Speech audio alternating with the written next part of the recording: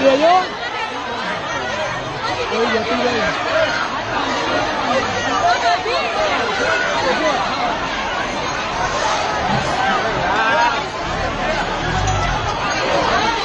જઈએ પણ અત્યારે કેવી રીતે